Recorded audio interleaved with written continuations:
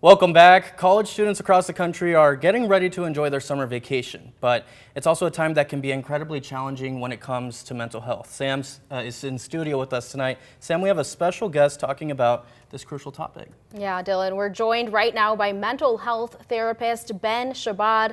Ben, we've had you on a couple of times, but some of our viewers may not know you've actually gained some recognition for your resemblance to the actor Jeremy Allen White. That's right. Some of our viewers actually probably see that resemblance right now, but you're using this platform on social media, this newfound fame, as we call it, to make an impact when it comes to mental health, Ben. Yeah, exactly.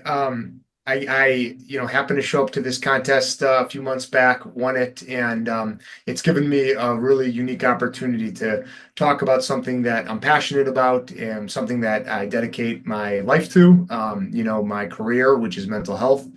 And so I've been using this newfound fame, if you'll call it that, to share some mental health tips and some other content that I feel like is going to be helpful for the people watching.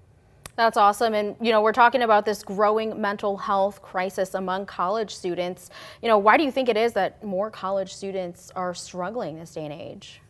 Yeah, I mean, we're definitely seeing, a mental health tipping point in young adults. And it's not just about academics, it's about identity and belonging and perfectionism, really trying to navigate a chaotic world. And I think we just need to be focusing more on supporting, emotional resilience and not just on GPA. Ben, I think one big thing when it comes to this is stigma. Maybe some college students might be scared to ask for help, or maybe in the summer they might not know where those resources are. Why do students not get the help that maybe they should be getting? Well, that's a really good question. There's a few reasons. I mean, one reason is access. I think many college counseling centers are underfunded, they're overwhelmed. They've got wait lists that can stretch for weeks, and so students end up turning instead to family, friends, or simply just bottling it up, none of which I think replaces the value of professional support. Another key factor is academic pressure, and it's like the social comparison online, and something I call quiet perfectionism, that feeling that you're never doing enough, you're never measuring up, even when, you're succeeding on paper, and it's not just about stress, it's affecting students' ability to function. They're struggling with relationships, with identity, with burnout, and many are afraid to speak up, until they hit a crisis point. Yeah, so for those that are, struggling to get help or, even on wait lists, what are some of those common coping skills that they can kind of, lean on? Yeah, well, I think the really good news is that these days students are more open than ever to talking about mental health, and that's a big change from the past. So I think we can all help by normalizing the conversation, promoting accessible care, encouraging healthy habits, early on, sleeping, exercising, connecting, self-compassion.